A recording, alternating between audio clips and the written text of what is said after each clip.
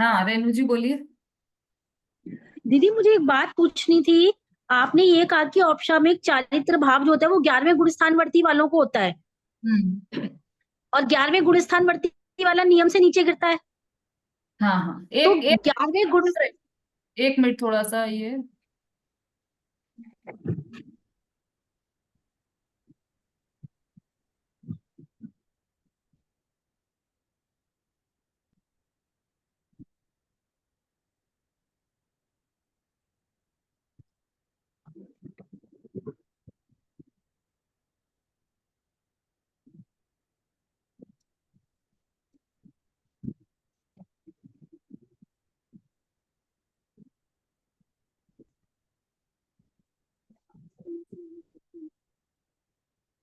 हाँ रेणु जी बोलिए। दीदी आपने ये बताया कि औपशामिक चारित्र भाव वाला जीव जो होता है वो 11वें गुण स्थानवर्ती होता है, 11वें गुण स्थान में जाता है, और 11वें गुण स्थान से वो नियम से नीचे गिरता है। हाँ हाँ, तो मतलब वो 11वें से 12वें में क्यों नहीं चढ़ता? अगर जो ऊपर श्रेणी में चढ़ेगा 12 13 14, तो वो सीधा 10 से 12 में जाएगा। हाँ, वो सीधे 10 से 12 में जाएगा, उसको 11वां गुण मतलब स्थान। 11वें में नहीं जाएगा, 11वें में जाएगा तो वो नीचे गिरेगा। 11वें में जाता ही, जो जिन्होंने उपशम श्रेणी चढ़ी है वो 11वें में जाते हैं, है ना। और जो जी। छायिक श्रेणी चढ़ते हैं ना, वो 10वें से सीधे 12वें में चले जाते हैं। तो बस यही पूछना था, यही थोड़ा कंफ्यूजन था कि 11वें से 12वें में क्यों नहीं चढ़ा। आपने कहा ना 11वें से नीचे गिरा, तो वो सीधा 10 से 12 में जाता है। उसका कारण है, इसलिए नहीं चढ़े वो 11वां से 12वें में, क्योंकि कर्म अभी सत्ता में से नहीं गए। सत्ता में तो है ना उपशम जी श्रेणी, तो जी कर्म सत्ता जी में है, दबे हुए हैं। भले ऊपर जी उदय में नहीं है, लेकिन दबे हुए तो हैं। तो वो जी। इसलिए जब तक सत्ता में से नहीं निकलेंगे तब तक मोक्ष नहीं हो सकता। इसलिए वो बिल्कुल। ऊपर नहीं चढ़ पाते हैं 12वें तक। और जो जी छायिक श्रेणी में चढ़ते हैं वो सीधे 10वें से 12वें में, क्योंकि उनके तो कर्म सत्ता में से नष्ट होते चले जाते हैं। जी जी। ठीक, समझ में आ गया दीदी। हम्म। जैसे ऐसा होता है ना, कोई शत्रु के हाथ पैर बांध कर एक तरफ पटक दिया उसको, अब वो हिल भी नहीं पा रहा है, शत्रु शत्रु वहां से। लेकिन है अभी उपस्थित है, और एक ने ऐसा किया कि शत्रु को मार ही डाला, तो वो तो कभी, उसके तो कभी आने की आशंका ही नहीं है अब कभी भी। ये फर्क है दोनों में। जी। हाँ रश्मि जी बोलिए।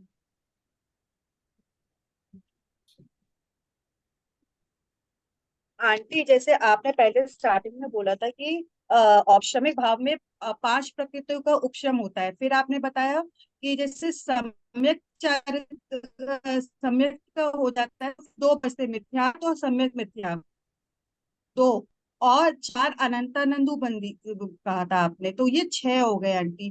तो ये 6 करेक्ट आंटी। जैसे फिर आपने ये भी कहा कि अनादि मिथ्या दर्शन से देखे तो 5 हैं, आपने बताया था, हाँ हाँ, ऐसा है ही है। ना। तो हाँ तो आंटी करेक्ट क्या होगा आंटी, 5 सही है या 6 सही है, मैं वो पूछना चाहती हूँ। देखो, अनादि जो मिथ्या दृष्टि है उसकी अपेक्षा से 5 प्रकृतियों का ही उपशम होगा, क्योंकि उसके पास सम्यक मिथ्यात्व और सम्यक प्रकृति तो है ही नहीं। मिथ्यात्व प्रकृति ही है अभी, तो उसी का तो वो उपशम करेगा। लेकिन जब जो सादी मिथ्या दृष्टि एक बार सम्यक तो होने के बाद प्रकृतियों के 3 टुकड़े हो जाते हैं। तो 3 टुकड़े हाँ, कौन कौन से हुए? सम्यक मिथ्यात्व, मिथ्यात्व और समझ सम्यक्त्व। ये तीन समझ। टुकड़े हो गए। तो जिसको मिथ्यात्व प्रकृति का उदय आ गया, वो तो उसका तो मिथ्या, वो तो मिथ्या दृष्टि हो गया, उसकी तो बात ही नहीं है यहाँ पर। लेकिन जी जी सम्यक्त्व जी। में जिसको सम्यक प्रकृति का उदय आया, है ना, तो वो उसको हम्म। क्षयोक्षम सम्यक्त्व हो गया। सम्यक प्रकृति का उदय आया तो क्षयोक्षम सम्यक्त्व हो गया। और यदि मिश्र का उदय आया तो 7 प्रकृतियों का उपशम हुआ उसका। कौन कौन सी? हाँ हाँ। अनंतानुबंधी की 4, और एक मिथ्यात्व की, और एक कौन सी बची? सम्यक मिथ्यात्व। अ, हाँ बिल्कुल ठीक, सम्यक मिथ्यात्व, या कहें कि मिश्र। तो 2 वो प्रकृतियां और 4 ये अनंतानुबंधी संबंधी, इस तरह से 6 प्रकृतियों का उपशम। ये अच्छा, किसको? और ये तो साधी मिथ्या दृष्टि। आंटी जो आपने ये भी कहा था कि जैसे 21 प्रकृतियों का उपशम होता है मोहिनी कर्म का, हाँ तो आंटी जैसे इसमें 4 अनंतुबंदी लिया हमने, और 4 प्रत्याख्यान और 4 अप्रत्याख्यान भी लेंगे। देखो, अनंतानुबंधी है वो, पहले बात तो ये है। हाँ और हाँ, सॉरी। अनंतानुबंधी का तो उपशम सम्यक्त्व में ही हो गया। जब औपशमिक सम्यक्त्व हुआ तब अनंतानुबंधी और मिथ्यात्व, इन 5 प्रकृतियों का उपशम तो पहले ही हो गया। अब क्या बच गए? 3 ये बच गई, अप्रत्याख्यानावर्णी, प्रत्याख्यानावर्णी और संजलन संबंधी। तो ये 3 जो बची है वो 4 4 4, तो 12 हो गए। 12 ये हो गए, और 9 9 कषाय, तो 12 और 9 कितने हो हाँ, गए? 21। 21। 21। तो ये इन 21 प्रकृतियों का उपशम इस औपशमिक चारित्र में होता है। औपशमिक चारित्र। हम्म, थैंक यू आंटी। ठीक है, क्लियर हो गया सबको? औपशमिक, जी। सम्यक और औपशमिक चारित्र।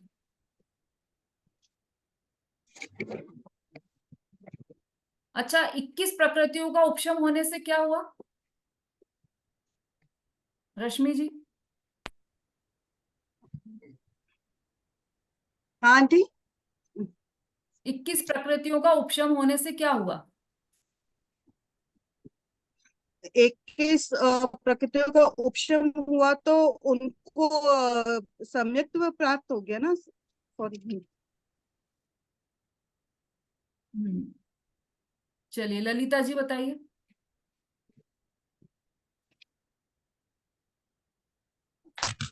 औपशमिक चारित्र होता है। हाँ, बहुत बढ़िया। 21 प्रकृतियों का उपशम होने से औपशमिक चारित्र हुआ। तो ये जीव के परिणाम, उपशम कहाँ पर हुआ? कर्म प्रकृतियों में। और जीव के जो परिणाम है वो क्या कहलाए? औपशमिक चारित्र रूप परिणाम जीव के हुए। बहुत अच्छा। तो ये हमने देखा आज उपशम, औपशमिक भाव को पूरी तरह से हमने देख लिया। औपशमिक सम्यक तो भी, औपशमिक चारित्र भी, औपशमिक भाव का स्वरूप क्या है यह भी हमने देख लिया आज। और ये औपशमिक भाव में जीवों की संख्या कितनी होती है यह भी देखा। फिर इसमें कर्म की स्थिति क्या होती है यह भी देखा। और इसमें कौन से कर्म का उपशम होता है यह भी हमने जाना। अब आवाज कम करना।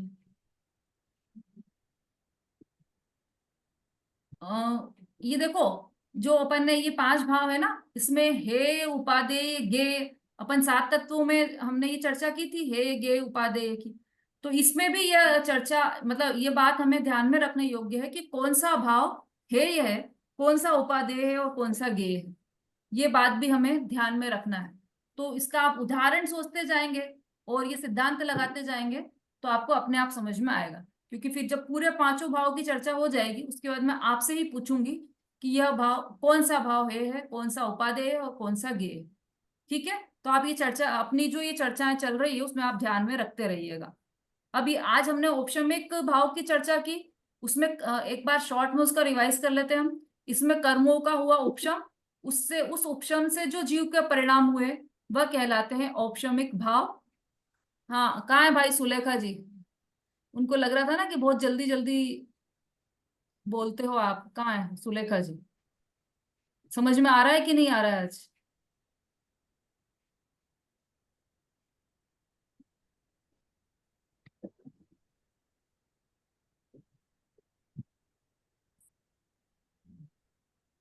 हाँ सुनीता जी, समझ में आ रहा है बराबर?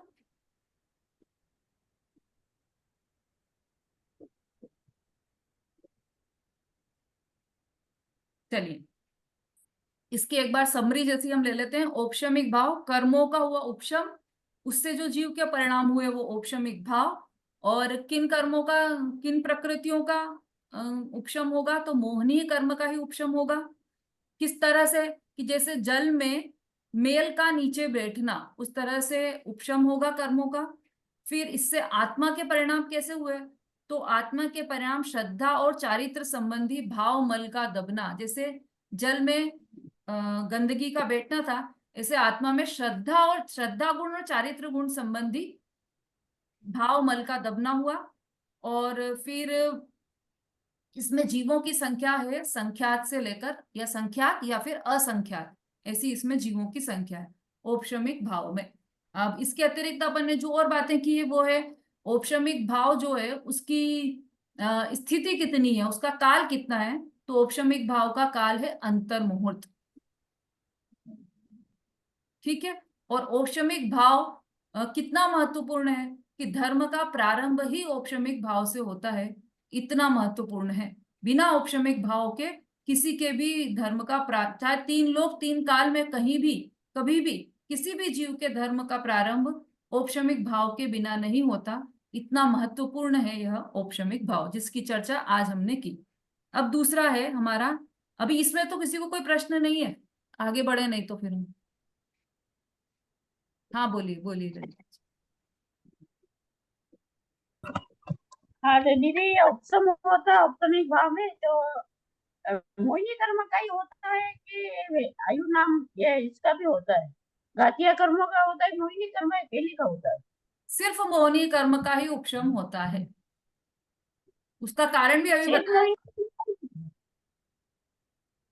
सिर्फ मोहिनी कर्म का ही उपसम होता है, हाँ, बाकी करना और किसी का उपशम नहीं होता है, सिर्फ मोहिनी कर्म का ही धन्य। उपशम होता है।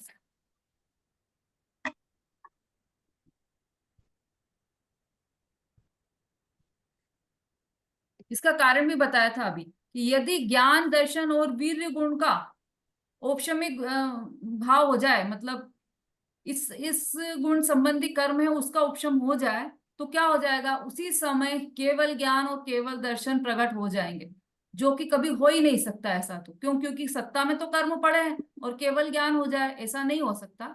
इसलिए केवल मोहिनी कर्म का ही उपशम होगा, इसके अतिरिक्त किसी भी का भी उपशम नहीं होता है। चलिए आगे बढ़ते हैं। अब हम दूसरा भाव है हमारा छायिक भाव। 2-3 मिनट है हमारे पास, उसमें जितनी भी चर्चा हो जाएगी हमारी। दूसरा भाव है छायिक भाव। अब छायिक भाव किसे कहते हैं?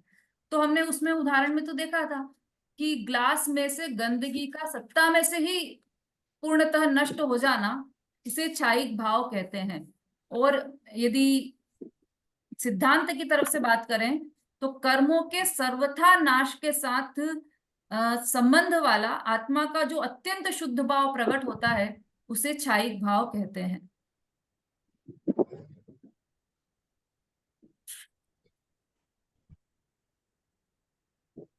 छायिक, चूंकि छायिक भाव जो है उसमें उसमें शब्द में ही ऐसा आ रहा है, छायिक मतलब जो क्षय से उत्पन्न हो रहा है वह भाव छायिक भाव। रेणु जी जी समझ में आ रहा है बराबर? हाँ जी, आपने लिखवाया सत्ता में से कर्मों का नष्ट हो जाने से आत्मा में जो सर्व शुद्ध भाव प्रकट होता है उसे शायिक भाव कहते हैं। हाँ ठीक है, बिल्कुल ठीक है। तो इसे छायिक भाव कहते हैं। मतलब क्या हुआ इसमें कि कर्मों से आत्मा सर्वथा दूर हो गया। ठीक। अब हमने जो दूसरे नंबर का जो सूत्र पढ़ा था, उसमें दूसरे नंबर का सूत्र भी सबको याद हो गया होगा अब तो। पहला और दूसरा दोनों सूत्र याद हो गए होंगे, है ना? तो दूसरे नंबर का सूत्र बोलकर सुनाना है। कौन सुनाएगा बिना देखे?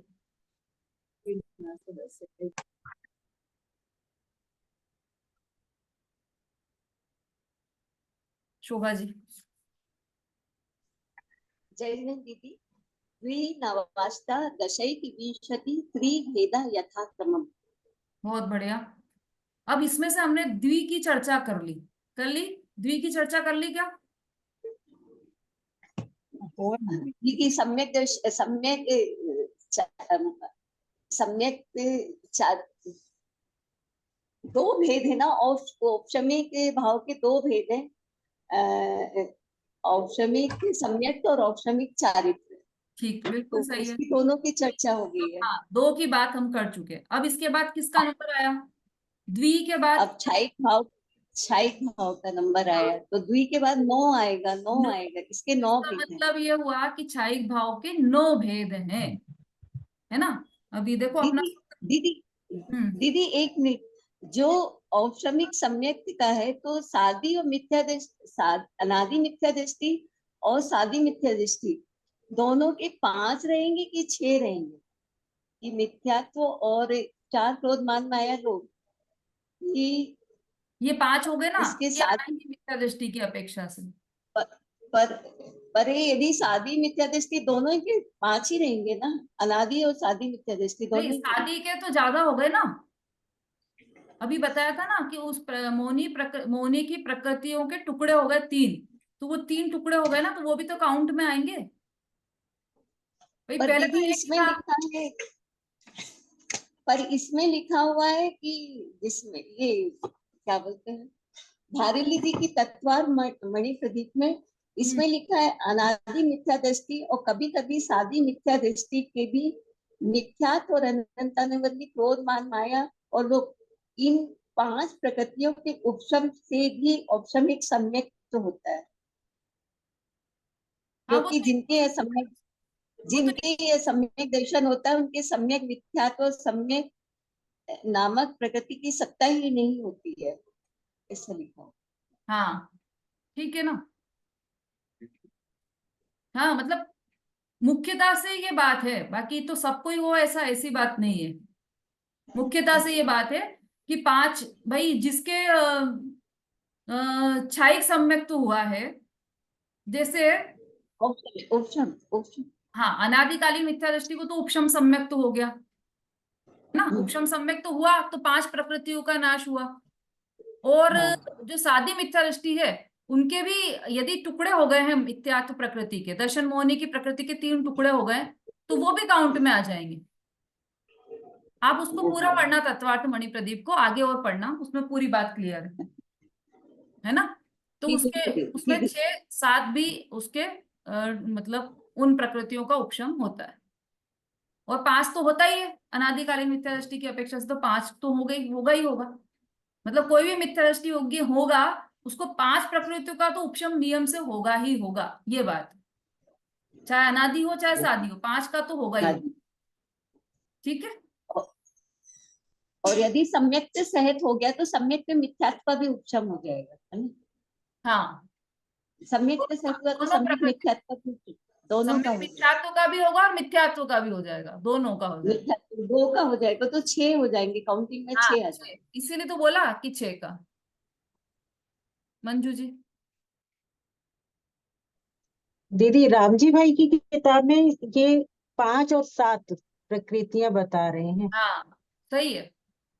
5 भी बता रहे हैं और 7 भी बता रहे हाँ हाँ पूरा पढ़िएगा उस प्रकरण को आप, हैं। हाँ है ना। जी। ठीक, और चलिए। दीदी मुझे एक ये नहीं समझ में आया कि जीव के चारित्र्य गुण की स्वभाव अर्थ पर्याय है, ये फिर से कभी क्लियर कर दीजिएगा दीदी, आपने मुझे जैन समझ में सिद्धांत नहीं आ रहा प्रवेशिका की क्लास अटेंड की है क्या कभी? था। नहीं नहीं किए दीदी। हाँ इसलिए थोड़ा आपको मुश्किल हो रहा है, क्योंकि वहां पर ये पर्याय की बात चली थी, मैंने अभी भी बताया था। पर्याय 2 प्रकार की है, व्यंजन पर्याय और अर्थ पर्याय। तो जो प्रदेशत्व गुण की पर्याय है वो कहलाती है व्यंजन पर्याय, और प्रदेशत्व गुण के अतिरिक्त जितने भी गुणों की पर्याय है वो सब कहलाती है अर्थ पर्याय। और व्यंजन पर्याय भी 2 प्रकार की होती है, अर्थ पर्याय भी 2 प्रकार की होती है। दोनों में ही स्वभाव और विभाव की अपेक्षा से भेद होते हैं। तो स्वभाव अर्थ पर्याय, विभाव अर्थ पर्याय, स्वभाव व्यंजन पर्याय और विभाव व्यंजन पर्याय। तो ये जो सम्यक तो औपशमिक सम्यक्त्व की जो पर्याय है वह स्वभाव अर्थ पर्याय है। मतलब गुणों का स्वाभाविक परिणमन है, उसमें श्रद्धा गुण का स्वाभाविक परिणमन है, इसलिए उसे स्वभाव अर्थ पर्याय कहा है। ठीक है। बेस क्लियर अब वो आप है ना थोड़ा सा जैन सिद्धांत प्रवेशिका पढ़ना, उसमें से आपको क्लियर हो जाएगा, क्योंकि पर्याय थोड़ा आपको समझना पड़ेगा। उसमें सामान्य गुणों की भी चर्चा है, तो सामान्य गुण में कौन से भाग को पढ़ना चाहिए दीदी हम लोगों को? लघु जैन सिद्धांत प्रवेशिका पढ़ोगे, उसी में जो क्लास चल रही है ना अपनी अष्टमी चतुर्दशी की, उसमें उसको पूरा बहुत आराम हम्म, से समझाया था। उसको शॉर्ट में बस आप इतना समझ लो कि जो सामान्य गुण है, अस्तित्व, वस्तुत्व, द्रव्यत्व, प्रमेयत्व, अगुरु लघुत्व और प्रदेशत्व, ये 6 प्रकार के, मुख्य रूप से 6 प्रकार के सामान्य गुण बताए गए जो सभी द्रव्यों में पाए जाते हैं। उसमें एक गुण है प्रदेशत्व गुण, तो वो सभी द्रव्यों में पाया जाता है और उसके कारण द्रव्य का कोई ना कोई आकार अवश्य रहता है। ऐसा है ना, कोई भी द्रव्य हो सब वो आकार में रहते ही हैं, कोई ना कोई आकार अवश्य होता है उस गुण के कारण। तो ये जो आकार वाला जो प्रदेशत्व गुण है ना, उसकी जितनी भी पर्याय होती वो सब क्या कहलाती हैं? वो सब व्यंजन पर्याय कहलाती हैं। प्रदेशत्व गुण के आधार से जितनी भी पर्याय होंगी वो सब व्यंजन पर्याय कहलाती है। और इसके अतिरिक्त किसी भी गुण से कोई भी पर्याय हो वो सब अर्थ पर्याय कहलाती है। अब जो व्यंजन पर्याय है वो भी 2 प्रकार की है, स्वभाव व्यंजन और विभाव व्यंजन। इसका डिटेल तो आप उसी में पढ़ना, उसमें मैं नहीं जा रही हूँ। जो अर्थ पर्याय है वो स्वभाव अर्थ पर्याय और विभाव अर्थ पर्याय, ये भी दो प्रकार की। तो जो गुणों का स्वाभाविक परिणमन है वो स्वभाव अर्थ पर्याय कहलाती है, मतलब जिसमें बिना किसी पर लक्ष्य के निमित्त से जो पर्याय होती है जिस गुण की, वह कहलाती है स्वाभाविक अर्थ पर्याय। और जो पर के निमित्त से उत्पन्न होती है पर्याय, वह कहलाती है विभाव अर्थ पर्याय। अब ये जो सम्यक्त गुण है, औपशमिक सम्यक्त की बात कर रहे हैं हम, तो औपशमिक सम्यक्त में अभी तक क्या हुआ था, श्रद्धा गुण का परिणमन वैभाविक चल रहा था, मिथ्या श्रद्धा चल रही थी ना। सम्यक्त से पहले जितनी भी श्रद्धा थी वह सब उल्टी चल रही थी, मिथ्या श्रद्धा चल रही थी। तो मिथ्या श्रद्धा में क्या किया था, पर के लक्ष्य से उत्पन्न हो रही थी वो पर्याय। थोड़ा सा कठिन पड़ रहा होगा, लेकिन इसको आप और सरल करके ऐसे समझो कि मिथ्यात्व के साथ जब जब तक हम मिथ्या दृष्टि हैं तब तक हमारे परिणाम कैसे चल रहे हैं कि पुत्र के प्रति मोह हो रहा है, घर के प्रति मोह, परिवार के प्रति मोह, तो पर के लक्ष्य से मोह और शरीर को देख के कि ये शरीर ही मैं हूं, तो शरीर के आश्रय से मोह उत्पन्न हुआ। तो पर के निमित्त से जो वैभाविक परिणाम, हमारी श्रद्धा उल्टी चल रही है ना, मिथ्या श्रद्धा, तो पर के लक्ष्य से हो रही है, तो ये सब क्या कहला रही है, ये सब विभाव अर्थ पर्याय है। किसकी, श्रद्धा गुण की विभाव अर्थ पर्याय है। और अब क्या हुआ, सम्यक्त जैसे ही हुआ तो वो पूरी श्रद्धा पूरी सीधी हो गई, जो अभी तक उल्टी थी अब पूरी सीधी हो गई। अब सीधी हो गई तो वो क्या मानने लगी, श्रद्धा, श्रद्धा का काम मानना है, तो वो क्या मानने लगी कि नहीं मैं शरीर नहीं हूं, शरीर को मैं नहीं मानती। अब किसको, जो त्रिकाली ध्रुव भगवान आत्मा है उसी को, मतलब जो वास्तव में मैं हूं उसी को मैं मान रही हूं। तो सत्य को, अपना सत्य को स्वीकार किया श्रद्धा गुण ने, तो वो सीधी हो गई पर्याय। तो वो सब स्व बिना पर के निमित्त की जो पर्याय है वह सब स्वभाव अर्थ पर्याय कहलाने लगी। तो औपशमिक सम्यक्त की जो पर्याय है वह भी स्वभाव अर्थ पर्याय है, और मिथ्यात्व की पर्याय जो थी वो विभाव अर्थ पर्याय थी। आया समझ में?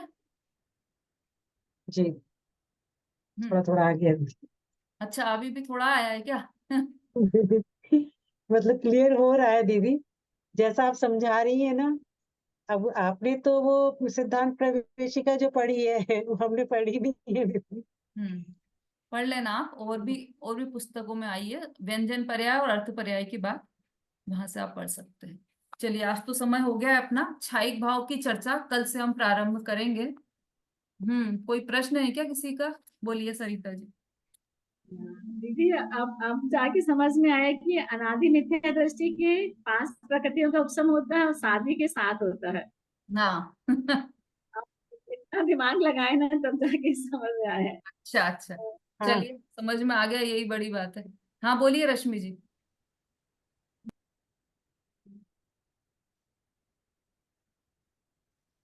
आंटी को भजन सुनाना है। हाँ हाँ, अभी सुनते हैं आपसे, 1 मिनट। आरती जी बोलिए। दीदी मेरे को ये ना 21 जो मोहिनी कर्म की अप्रत्यय खाना बढ़ना 21 कर्म करती है, वो क्लियर नहीं हुई कि कौन कौन सी 21 होती है। 1 मिनट, मीनाक्षी जी बोलिए। जय जिने दीदी। दीदी, जैसे औपशमिक का काल आपने बताया कि 34 से 7वें तक होता है, तो औपशमिक चारित्र जो आपने बताया वो केवल 11वें में ही होता है या वो भी 8वें से 11वें तक चलता है? हाँ हाँ, अच्छा प्रश्न है। और अभिलाषा जी ने भी कुछ इसी टाइप का प्रश्न किया था, मैं उसका देती हूँ जवाब। हाँ, आप बैकग्राउंड से आवाज आ रही है, आप म्यूट कर लीजिए अपना। हाँ आरती जी, 21 जो प्रकृतियां हैं उसका ऐसे बताया है कि भाई अनंतानुबंधी की तो पहले ही हो चुकी है ना, उपशम सम्यक तो में ही चली गई। अनंतानुबंधी की क्रोध मान माया लोभ जो ये थी 4, वो तो उपशम सम्यक तो में जा चुकी है, तो उसको हम काउंट नहीं करेंगे अब उपशमिक चारित्र में। ठीक है, अब 3 बज गई, कौन कौन सी? अप्रत्याख्यान, प्रत्याख्यान और संज्वलन संबंधी, तो इन तीनों की 4 4 4, तो कितने हो गए? 12। 12 प्लस 9 9 कषाय, हास्य, रति, अरति, शोक, भय, जुगुप्सा, स्त्री वेद, पुरुष वेद और नपुंसक वेद। कितनी हो गई? 12 और 9 9 21। इन 21 प्रकृतियों का उपशम होगा तब औपशमिक चारित्र उत्पन्न होगा। ये या फिर ये कहें कि जब औपशमिक चारित्र होगा तब इन 21 प्रकृतियों का उपशम होगा। निमित्त नैमित्तिक संबंध है आपस में, दोनों है, दोनों स्वतंत्र। कर्म में जो परिणमन हो रहा है वो अपनी योग्यता से हो रहा है, ये बात हमेशा ध्यान रखना। यहाँ पर जितनी भी चर्चा चल रही है वह निमित्ताधीन दृष्टि की अपेक्षा से चल रही है, कर्म की अपेक्षा से, कर्म के एंगल से हम ये सारी चर्चा कर रहे हैं, है ना। और वास्तव में तो क्या है कि दोनों स्वतंत्र है, कर्म भी स्वतंत्र है और जीव भी स्वतंत्र है। जीव के कारण कर्म में चेंज नहीं आ रहा, कर्मों के कारण जीव में चेंज नहीं हो रहा है, परिणमन दोनों का स्वतंत्र है। अब वो क्या होता है कि एक जैसा दिखता है इसलिए ऐसा लगता है, उसमें आप थर्मामीटर का उदाहरण लगा लेना। थर्मामीटर तो नाप के बता देता है कि इसकी प्रकृति में इसके मोहनी मतलब 21 प्रकृतियों का उपशम हुआ है, इतना बताया थर्मामीटर ने। अब उससे क्या पता चला कि जीव में भी इतनी शुद्धता उत्पन्न हुई है, कर्म सत्ता में दबे हुए हैं लेकिन परिणामों में इतनी निर्मलता हो गई है। छायिकवत निर्मलता बोला है औपशमिक भाव को, बिल्कुल छायिक के समान निर्मल हो गया है, एकदम शुद्ध परिणमन चल रहा है जीव का वहां पर, किसी अपेक्षा से। ये ध्यान रखना, अनेकांत है और अपेक्षा हमेशा लगेगी यहाँ पर, जैन दर्शन है ना ये, तो अपेक्षा का हमेशा ध्यान रखिए। चलिए, हाँ, अब जो वो मीनाक्षी जी का प्रश्न है और अभिलाषा जी का प्रश्न है उसका उत्तर कल डिटेल में देंगे अपन, ठीक है। अभी अपन, हाँ बोलिए, रश्मि जी कहाँ है? शॉर्ट में भजन बोलिए, हैंड रेस कीजिए जल्दी से। शॉर्ट में बोलना है बेटा, एक स्टेंजा। जिस दिन सभी को दर्शन दर्शन करके महावीरा चले जाएंगे, जब बुलाओगे तो तभी चले आएंगे। तेरे दर्शन की जब इंतजारी करी, हुआ दीदार तेरा मेरी शुभ घड़ी। याद सारी उमरिया किए जाएंगे, दर्शन करके महावीरा चले जाएंगे। जब बुलाओगे तभी चले आएंगे। वह ना पूछो यह किधर जाएंगे, वह जिधर भेज दोगे उधर चले जाएंगे। हम भी माला तुम्हारी रटे जाएंगे, दर्शन करके महावीर चले जाएंगे। जब बुलाओगे तो तभी चले आएंगे। जिसके हृदय में वीरा तेरा ध्यान है, वे ही ज्ञानी गुणी वीर इंसान है। ध्यान महावीर जी का धरे जाएंगे, दर्शन करके महावीरा चले जाएंगे। जब बुलाओगे तो बहुत चले अच्छा। आएंगे। टूट जाए न माला कहीं प्रेम की, वह रतन है कि मोती बिखर जाएंगे। दर्शन करके महावीरा चले जाएंगे। जब बुलाओगे तो तभी चले आएंगे। आप मानो ना मानो खुशी आपकी, हम मुसाफिर हैं कल अपने घर जाएंगे। दर्शन करके महावीर चले जाएंगे। जब बुलाओगे तो तभी चले आएंगे। जय हिंद। वाह, बहुत अच्छा। स्वस्ति जी, बहुत अच्छा उत्साह है आपका, बहुत बढ़िया। पाठशाला में भी ये प्रथम आई थी स्वस्ति जी, हमारे यहाँ शिविर लगा था, उसमें भी बहुत अच्छा इन्होंने परफॉर्मेंस दिया था। स्वस्ति जी, आपसे एक प्रश्न है कि वो भगवान कब बुलाते हैं ये हमको बता देना आप। अगली जो कक्षा होगी ना कल की हमारी, उसमें आप बताना कि कब बुलाया आपको महावीरा ने और कब, कैसे बुलाया, फोन करके बुलाया या लेटर डाल के बुलाया या कैसे बुलाया, आपका कोई स्पेशल तरीका हो वो बताना, ठीक है। चलिए, जावानी के ज्ञान से सूझे लोकालो, मस्तक नमो सदा देत हूँ ढो। बोलिए जिनवाणी माता की जय, महान जैन धर्म जय हो, आचार्य उमा स्वामी की जय। सभी को जय जने। सभी को जय